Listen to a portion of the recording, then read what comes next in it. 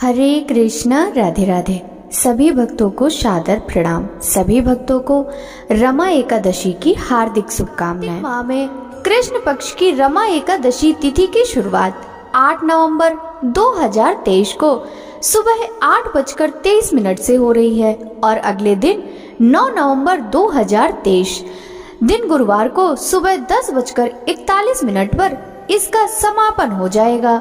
उदय तिथि के अनुसार 9 नवंबर 2023 दिन गुरुवार को रमा एकादशी का व्रत रखा जाएगा। द्वादशी तिथि प्रारंभ होगी 9 नवंबर 2023 दिन गुरुवार को सुबह 10:43 से द्वादशी तिथि समाप्त हो जाएगी 10 नवंबर 2023 दिन शुक्रवार को दोपहर 12:35 पर।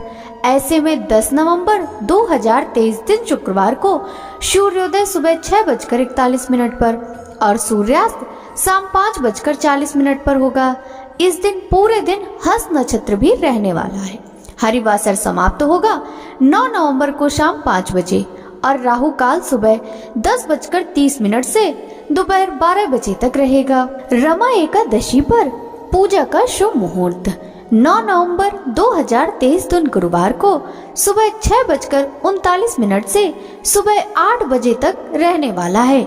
इसी शुभ समय में आप भगवान श्री हरि विष्णु और माँ लक्ष्मी की पूजा संपन्न कर लें। भक्तों, बात करते हैं रमा एकादशी व्रत पारण के समय के बारे में। रमा एकादशी के व्रत पारण का समय 10 नवंबर 2023 दिन शुक्रवार को सुबह 6:39 से सुबह 8:25 के बीच में करना शुभ होगा। भक्तों, आप कोशिश करें कि आप इसी बीच में अपना व्रत खोल लें। रमा एकादशी पूजा विधि। रमा एकादशी के दिन प्रातः स्नान आदि से निवृत्त होकर स्वच्छ वस्त्र धारण करें और भगवान विष्णु की प्रतिमा या छवि स्थापित करें। प्रतिमा के सामने बैठकर व्रत का संकल्प लें। इसके बाद भगवान विष्णु की पूजा विधि विधान से करें। सबसे पहले भगवान विष्णु को पंचामृत से स्नान कराएं। फिर वामन देव को पुष्प, धूप, दीप, नैवेद्य आदि अर्पित करें। इसके बाद विष्णु सहस्त्र नाम का जाप करें और भगवान विष्णु की कथा सुनें। साथ ही द्वादशी के दिन ब्राह्मणों को भोजन कराकर और दान देकर आशीर्वाद प्राप्त करें। भक्तों, अब हम जानेंगे रमा एकादशी के महत्व के बारे में। पद्म पुराण के अनुसार रमा एकादशी व्रत कामधेनु और चिंतामणि के समान फल देता है। इसे करने से व्रती अपने सभी पापों को नाश करते हुए भगवान विष्णु का धाम प्राप्त करता है। मृत्यु के बाद उसे मोक्ष की प्राप्ति होती है। इसके अलावा रमा एकादशी व्रत के प्रभाव से धन धान की कमी दूर हो। एकादशी व्रत की पूजा विधि के बारे में। एकादशी के दिन ब्रह्म वेला में भगवान को पुष्प, जल, धूप, दीप, अक्षत से पूजन करना चाहिए। इस व्रत में केवल फलों का ही भोग लगाया जाता है। इस व्रत में दान करने से कई लाख गुना वृद्धि फल की प्राप्ति होती है। एकादशी पर धूप, दीप, नैवेद्य आदि 16 सामग्री से भगवान श्री कृष्ण का पूजन तथा रात में दीप दान करना चाहिए। प्रातः जल्दी उठकर स्नान आदि से निवृत्त हो जाएं। घर के मंदिर में दीप प्रज्वलित करें।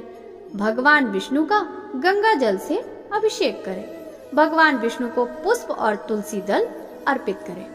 अगर संभव हो तो इस दिन व्रत भी अवश्य रखें। भगवान की आरती करें। भगवान को भोग लगाएं। इस बात का विशेष ध्यान रखें कि भगवान को सिर्फ सात्विक चीजों का भोग लगाया जाता है। भगवान विष्णु के भोग में तुलसी को अवश्य शामिल करें। ऐसा माना जाता है कि बिना तुलसी के भगवान विष्णु भोग ग्रहण नहीं करते। इस पावन दिन पर भगवान विष्णु के साथ माता लक्ष्मी का पूजन करना चाहिए। इस दिन भगवान विष्णु का अधिक से अधिक ध्यान करना चाहिए। जानेंगे एकादशी व्रत में क्या खाना चाहिए और क्या नहीं खाना चाहिए। एकादशी के दिन किसी कारणवश निराहार रहकर व्रत करना संभव ना हो तो एक बार फलाहार भोजन कर ले। एकादशी के दिन यथाशक्ति अन्न का दान अवश्य करना चाहिए। साथ ही किसी अन्य व्यक्ति का दिया हुआ अन्न ग्रहण नहीं करना चाहिए।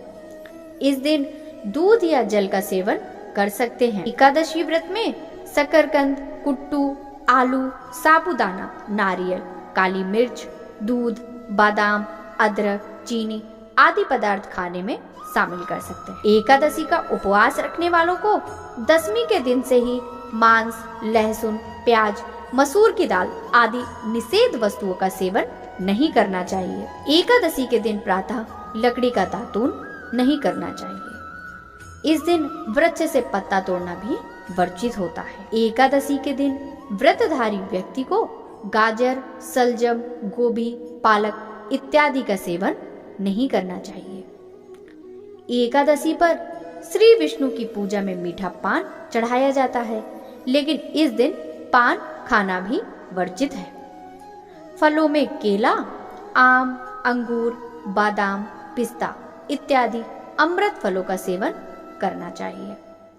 सूखे मेवे जैसे बादाम, पिस्ता आदि का सेवन भी किया जा सकता है। एकादशी तिथि पर जौ, बैगन और सेम फली आदि सब्जियां नहीं खानी चाहिए। इस व्रत में सात्विक भोजन करना चाहिए। मांस, मदिरा या अन्य कोई भी नशीले पदार्थों का सेवन नहीं करना चाहिए। प्रत्येक वस्तु प्रभु को भोग लगाकर तथा तुलसी दल छोड़कर ग्रहण करना चाहिए। अब हम जानेंगे एकादशी के दिन तुलसी तोड़ना चाहिए या नहीं तोड़ना चाहिए। शास्त्रों के अनुसार एकादशी के दिन ना तो तुलसी के पत्ते तोड़ने चाहिए और ना ही इस दिन तुलसी में जल चढ़ाना चाहिए। देवउठनी एकादशी के दिन माता तुलसी का विवाह भगवान शालिग्राम के साथ कराने की परंपरा है। माना जाता है कि माता तुलसी हर एकादशी तिथि के दिन भगवान विष्णु के लिए निर्जल व्रत करती हैं।